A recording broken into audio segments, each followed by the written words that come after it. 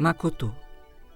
Amor, sinceridade, honestidade, fidelidade, constância.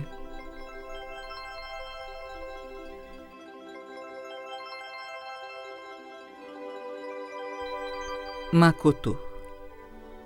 Chave preciosa. Resolve todos os problemas do mundo. É base para a formação do verdadeiro país, bem como de cada ser humano. Sublime guia.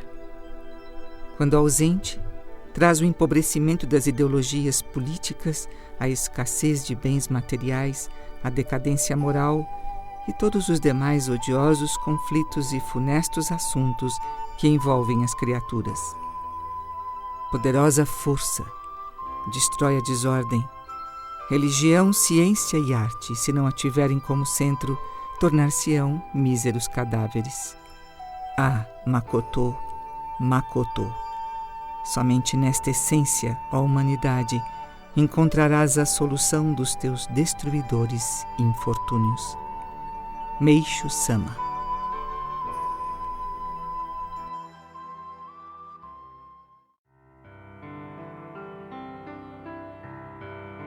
Prefácio. Meishu Sama sempre divulgou os ensinamentos que lhe foram revelados por Deus através de publicações em jornais e revistas da Igreja, bem como por meio de palestras feitas para Mamerito e ministros. Nessas ocasiões, abordava assuntos variados que abrangiam não só o campo religioso, moral ou filosófico, mas também ciência, especialmente a medicina, política, educação, arte, história, agricultura da grande natureza, além de outros temas diversos, tais como ordem social, sabedoria, mundo espiritual, bem e mal, enfim, qualquer ocorrência que direta ou indiretamente interferisse no comportamento humano. De um modo geral, os artigos, ou mesmo o conteúdo das palestras, analisavam de uma só vez as mais diversas questões, todas elas consideradas sob um ponto de vista totalmente inovador, tendo por base a revelação divina, bem como experiências vividas e pesquisas realizadas por Meishu Sama, cuja finalidade era formar o homem para viver na nova civilização que se iniciaria no presente século XXI. De outra parte, todos os princípios contidos nos ensinamentos foram sendo gradativamente explicados de acordo com as necessidades do momento. Assim, muitos deles constituíram respostas a perguntas formuladas pelos estudiosos e seguidores da messiânica. Daí também o outro motivo de, numa mesma palestra ou nos artigos para jornais e revistas, serem tratadas questões diversas, sem a centralização específica de um tema único. Sempre foi, entretanto, bastante evidente a necessidade de se organizarem os ensinamentos de acordo com os assuntos, a fim de se tornarem mais claros, especialmente para os ocidentais, e também para todas as pessoas interessadas em estudá-los. Dessa forma, tornar-se-ia mais fácil visualizar, na sua totalidade, preciosíssimas lições de inestimável valor. Entretanto, desde 1955, Goshoten de Meishu Sama, até hoje, nada de concreto tinha sido feito no sentido de ordenar sistematicamente os ensinamentos, separando-os de acordo com os diversos assuntos tratados pelo mestre. Sentindo então a urgência de iniciar um trabalho mais específico na tentativa de ser atingido certo grau de sistematização, nosso esforço visou, na medida do possível, a atingir esse objetivo. Numa primeira etapa, a tarefa consistiu na separação dos textos que depois foram reunidos e remontados de forma esquemática, colocando sempre em evidência pontos básicos considerados indispensáveis a quem deseja trilhar o caminho da salvação. Sob esse aspecto, foi uma atividade semelhante à da construção de uma casa, na qual a primeira etapa corresponde ao estabelecimento do alicerce, para em seguida serem levantadas as colunas, paredes e telhado, e finalmente a conclusão, com os arremates e acabamento, para mais tarde se acrescentarem os últimos retoques da decoração, feita com valiosas obras de arte das mais variadas tendências. Em outras palavras, Quero dizer que Meishu-sama deixou nos ensinamentos todo o material para a edificação da nova morada da humanidade. A nós cabe apenas a missão de distribuí-lo, colocando cada mensagem, cada preceito, cada orientação no seu exato lugar. Dessa forma, os ouvintes poderão obter, numa visão tridimensional, uma ideia mais concreta da beleza desta nova casa planejada por Deus para todos os seus filhos. Tendo então como linha mestra o aspecto construtivo ascendente, tomamos como base, na elaboração deste livro, o processo da iniciação, significando a primeira etapa a ser transposta no caminho do aprimoramento espiritual. Nesta fase inicial, o que se destaca é a necessidade da purificação, entendida como um recurso irrefutável de limpeza das máculas do espírito e das toxinas presentes no corpo físico. Uma vez vencida a fase da iniciação, o praticante, um pouco mais livre de impurezas, tem condições de discernimento e vai assim adquirindo a verdadeira sabedoria, num processo contínuo de aprimoramento espiritual. Daí que, para atender a esse objetivo, o segundo volume desta obra contém exclusivamente ensinamentos referentes à sabedoria. Através deles, o ouvinte vai poder orientar-se na busca do seu próprio desenvolvimento espiritual. Assim, passo a passo, irá conseguindo escalar pontos cada vez mais altos até atingir a comunhão perfeita com Deus. Então, o conteúdo do terceiro volume é constituído de escritos sagrados que têm como objetivo mostrar o poder da luz, através da qual cada um de nós, seguindo o exemplo de Meishu-sama, poderá atingir o grau de Kenshin-jitsu. Foi também considerando todas as colocações até aqui expostas que dividimos o presente livro, Evangelho do Céu, em 3 volumes, a saber, primeiro, Iniciação, segundo, Sabedoria e terceiro, Reino Divino, simbolizando no seu conjunto a nova habitação para a humanidade inteira, onde cada um poderá cultuar a beleza, praticar a virtude e vivenciar plenamente a verdade absoluta. Minoru Nakahashi.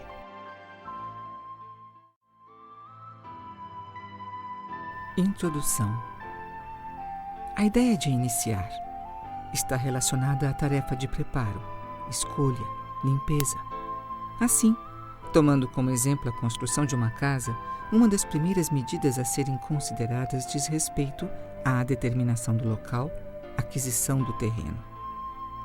Logo depois, a preocupação se volta para a limpeza e preparo do ambiente, com a eliminação das arestas e de outros componentes que possam impedir uma construção harmoniosa.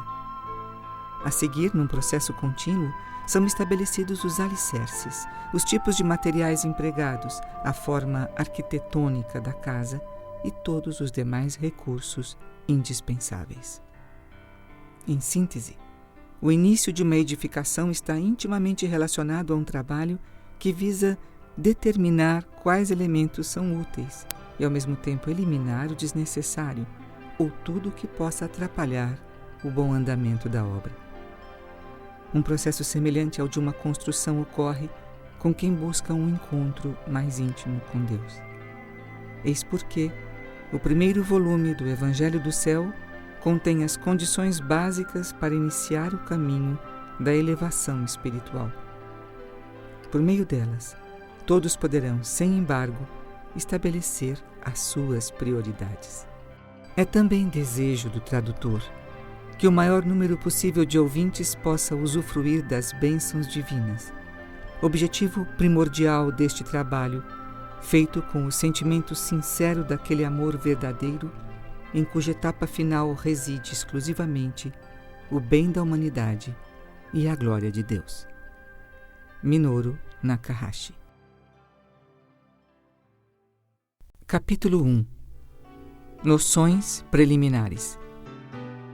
Para entender o conceito de iniciação. Seja um novo homem.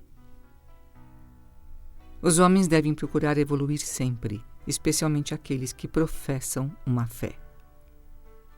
De um modo geral, entretanto, quando alguém fala de religião, é considerado fora de época. Os seguidores da messiânica, contudo, precisam adotar uma atitude oposta. Convém que todos observem, em especial, a grande natureza, onde tudo evolui incessantemente num ininterrupto processo de renovação. Vejam como a cada ano aumenta a população e o aproveitamento das terras, como progridem os meios de transporte, os processos de construção e os recursos tecnológicos. As plantas e as árvores crescem em direção ao céu, nunca para baixo. Assim também o homem deve acompanhar e imitar a evolução de todos os elementos da grande natureza. Seguindo o mesmo princípio, esforço-me para que o meu aprimoramento seja, a cada mês, a cada ano, maior e mais profundo. Aquele que se preocupa apenas em melhorar os aspectos materiais da vida, tais como posição social, empreendimentos, profissão, flutua sem criar bases firmes. É preciso, por todos os meios, elevar a alma e aperfeiçoar o espírito. Quem tiver esse cuidado construirá, passo a passo, um novo eu. Não há necessidade de pressa. Aos poucos, no decorrer dos anos, todos vocês poderão tornar-se pessoas magníficas. Basta a mera intenção de pôr em prática os ensinamentos para que já sejam consideradas almas superiores. Desse modo, desfrutarão com certeza da confiança de todos, terão sucesso e serão felizes. Talvez os jovens achem que eu estou dizendo banalidades ou pregando uma moral antiquada. Muito pelo contrário. Quem segue o que eu ensino transforma-se num novo homem. Ultrapassados são aqueles que não apresentam durante a vida toda a menor evolução, conservando sempre idêntico modo de pensar e de falar sobre os mesmos assuntos. Mantendo somente conversas mundanas, desinteressantes, sem nenhuma preocupação religiosa, política, filosófica ou artística, não progridem, permanecem estáticos. Embora a maioria das pessoas se comporte dessa maneira, não tenho intenção alguma de censurá-las. Estou apenas chamando a atenção para uma realidade irrefutável. Atitudes semelhantes, contudo, não são muito louváveis, especialmente para os seguidores da messiânica, que neste período de transição procura salvar toda a humanidade, despertando-a para os erros da cultura atual. O nosso objetivo é aprimorar o ser humano, para construir um mundo pleno de felicidade. Portanto, quando digo que todos precisam tornar-se pessoas da cultura do século XXI, estou me referindo à formação desse novo homem. Nobreza de atitudes. Para atingir um nível superior de aprimoramento espiritual, são necessárias algumas práticas, entre as quais se inclui a nobreza de atitudes.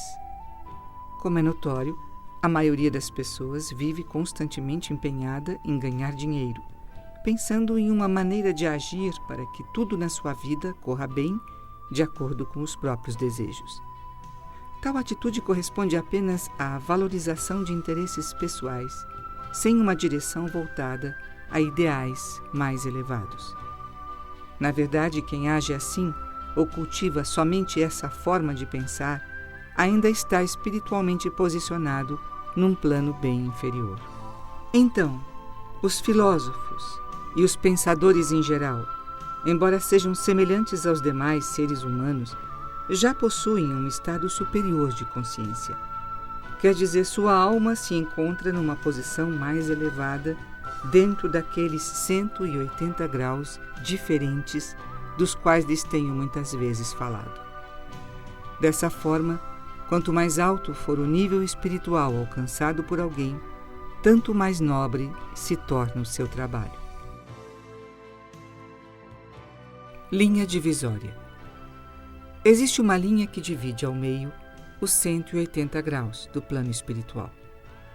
Então, para atingir um nível mais alto, é preciso ultrapassá-la, a fim de pertencer à área divina.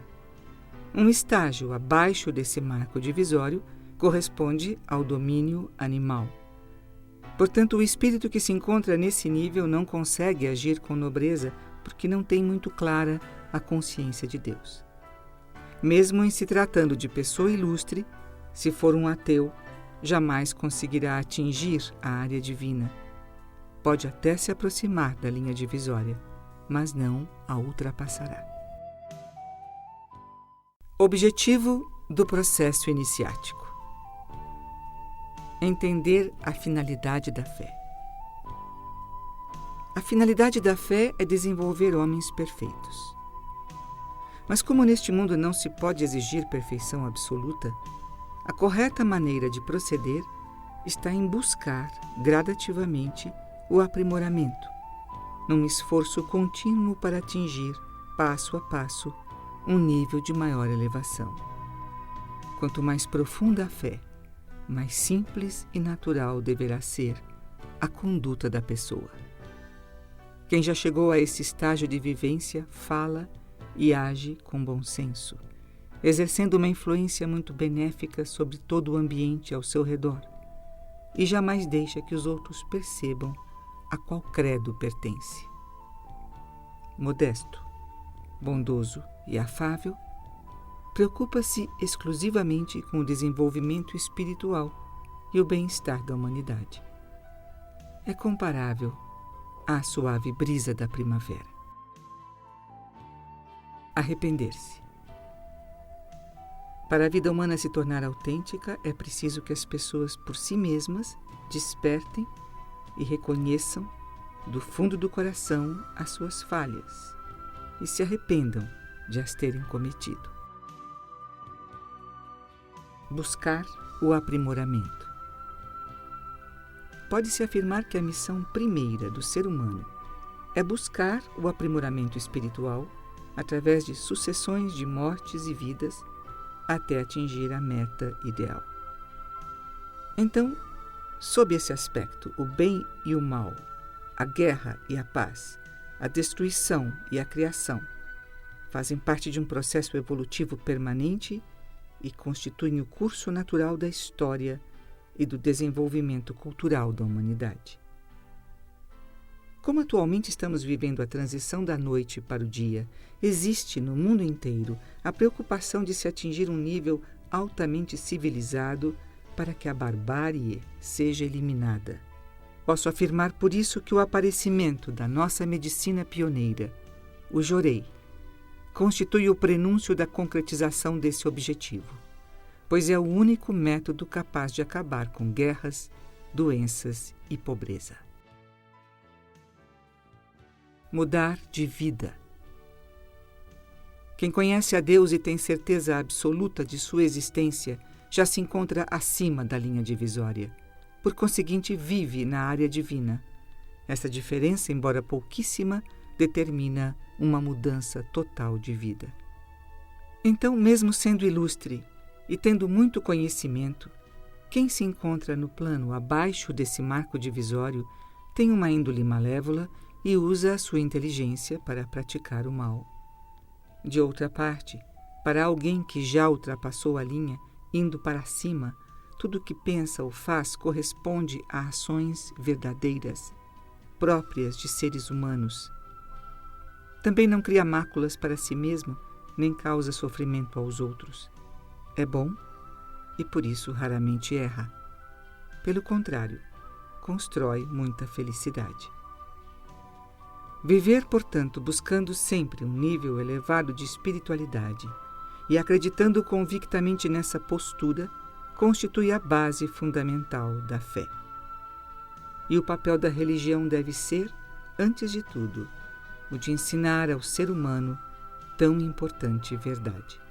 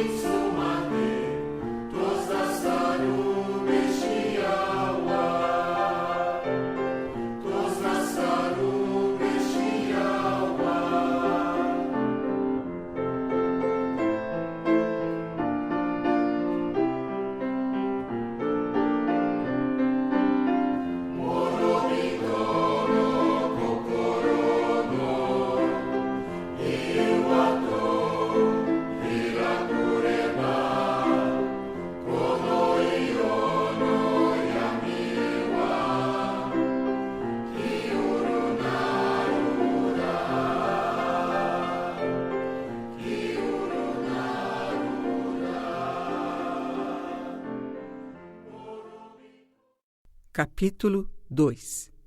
Condições básicas para iniciar o caminho da elevação. Makoto. Para entender o significado. O que é Makoto? É um vocábulo japonês que está associado às acepções de amor, sinceridade, fidelidade, honestidade, constância, devoção, franqueza, pureza e autenticidade. O termo Makoto engloba, portanto, um conjunto de virtudes cuja prática é extremamente necessária para quem deseja iniciar-se no caminho da luz. Atitude correta. Seria cada um vigiar constantemente a si próprio, procurando saber se está agindo certo ou errado. Quem assim procede possui o verdadeiro Makoto. Ao contrário, condenar o mal dos outros, chamar-lhes a atenção, embora socialmente pareça correto, para uma Merritô não é atitude digna. Se de fato alguém estiver errado, a Deus cabe julgar. Aqui reside o grande mistério da fé. Portanto, todo aquele que age contra esse princípio está tentando colocar a vontade humana acima do poder divino. De outra parte, entretanto, existem situações que precisam ser definidas. Então, o que na realidade não está correta é a tentativa de se estabelecer o bem e o mal para os outros. No momento em que alguém age assim, erra. Por isso, torna-se necessário que cada Mamerritô mantenha uma atitude mental de não julgamento, levando em consideração também as circunstâncias que exigem algumas definições precisas. Esse tipo de postura corresponde a um nível espiritual, sutil e misterioso, envolto em transmutações intermináveis. Mesmo assim, é importante que cada Mamerritô procure aproximar-se um pouco dele. Desse modo, estará polindo a alma. Além disso, tal maneira de agir corresponde à prática de uma fé altamente elevada. É também um princípio que nunca foi ensinado por nenhuma das religiões existentes. Quem o praticar, contudo, jamais cometerá erros e estará sempre no caminho da verdade. Prática do Makoto. Pergunta: como praticar Makoto? Resposta de Meishu-sama: deve-se colocar em segundo plano os próprios interesses e procurar fazer o melhor para os outros. Tal atitude corresponde ao desejo sincero de querer o bem do próximo e de agir altruisticamente buscando a melhoria do mundo e da sociedade. Makoto é uma atitude contrária à da mentira. Refere-se às ações honestas praticadas com discernimento e fundamentadas no bom senso. Procurar apenas beneficiar o país ou a classe social a que se pertence parece um ato nobre, mas ainda é Makoto restrito. A grandeza da alma, alicerçada no amor à humanidade inteira, é que corresponde de fato ao verdadeiro Makoto. Para adquirir Makoto. Respeitar os compromissos. Desempenho das obrigações. Quem possui Makoto respeita e cumpre, acima de tudo, os seus compromissos. O desempenho correto das obrigações assumidas, embora não seja considerada como uma atitude relevante para a maioria das pessoas, é de suma importância para o homem de fé. O não cumprimento de um dever acaba sendo uma espécie de delito porque é uma maneira de enganar os outros. Geralmente, o que mais costuma ser menosprezado num compromisso é o horário.